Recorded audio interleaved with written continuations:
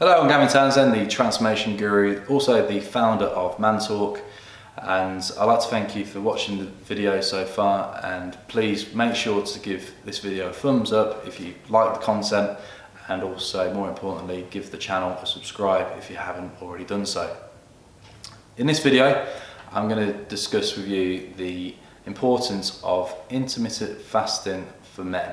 I've been doing this for years, and it's a way in which you can control the amount of calories that you consume, and you can also increase your natural growth hormone levels as a result as well.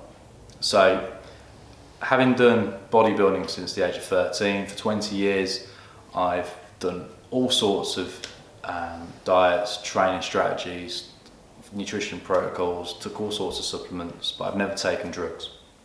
And therefore, to grow muscle, I've had to do it the hard way, and I've always had to pursue with long-term gratification. And long-term gratification is simply accepting that there's no easy shortcut. It's going to be the long game, and you'll have to keep on challenging your plateaus and whatever else have you. So with intermittent fasting, most people who tend to do it on a 16-8 split. So it's basically 16 hours where you do not consume any food, you only consume water within that period. So it's typically during the period of sleep. So you could typically do a fast where you stop eating at 8 p.m. The night before, and then you commence again with eating around 10 midday the next day. So that then allows the body to utilize more fat reserves for energy rather than utilizing food. And the problem is for a lot of people today, especially in Western culture, is the constant gorging on food and never allowing the digestive system to rest and recover. And by constantly just ramming something down your throat every couple of hours, and quite often not consuming poor grade foods with very poor nutrition, it's going to constantly bound up the colon and the digestive system. So and this is where your energy comes from. Your energy comes from your intestinal system, so naturally you want to make sure that's as healthy as possible through good fibre, through good food types. And before my last competition last year, where I went to compete in WBFF over in Los Angeles, I actually did OMAD intermittent fasting. And OMAD intermittent fasting is whereby you just simply have one meal, but I also did it in a ketogenic manner as well. So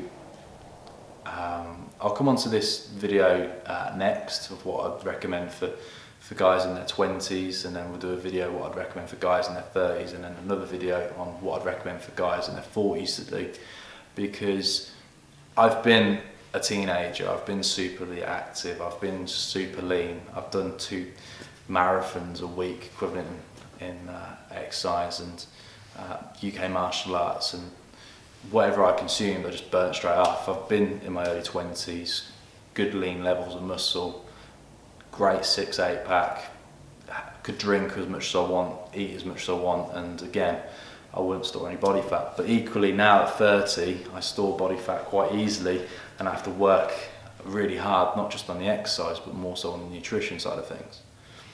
And for my last competition, I basically fasted for 24 hours, and I typically eat about 8 p.m. at the night time. And I would not recommend this for anyone on the internet to follow, because I had to go through a lot of scientific research and a lot of first-hand experience to get myself to that level. But I got really ripped on this. So I'd wait all day, I'd train in the late afternoon, and then I'd eat around 8 p.m. and I'd have a big high-fat, moderate protein, low-carb meal, and I'd be in a ketosis state for at least 6 days a week. And it takes typically about 48 to 72 hours to get into ketosis, but by combining ketosis the OMAD fasting, intermittent fasting style, that was a great way to get lean. But that was an extreme example of intermittent fasting. For most people, I'd recommend sticking between the 4 and 8 hour eating window.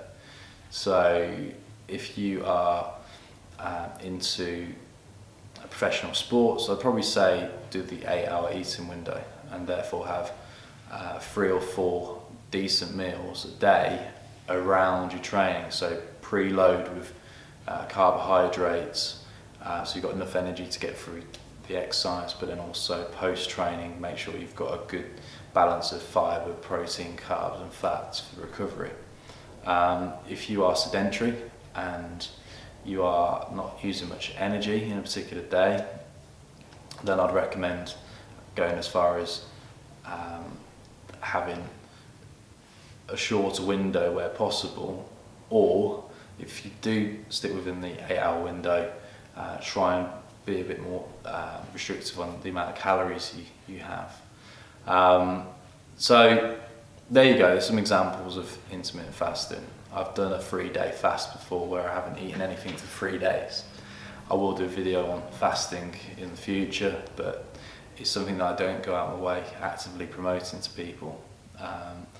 Not that I worry about the backlash from social media or every wannabe fitness guru out there. It's more of the fact that it's the sustainability I look at with people, and if a guy was watching this and he wanted to lose weight on a more sustainable level and also maintain the weight loss, I'd say intermittent fasting is a great way, and starting off with an 8 hour to 16 hour fasted period is a great way to start. I do 12-week strategies on gavintownsend.com. They're bespoke, tailored for any man, any age, any sport activity. I focus on nutrition, lifestyle, exercise. So make sure to click the link below if you're interested in more information. And more importantly, if you like the content on this video, give it the thumbs up, and please give the channel Man Talk a subscribe as well. I'm Gavin Townsend, thank you for watching.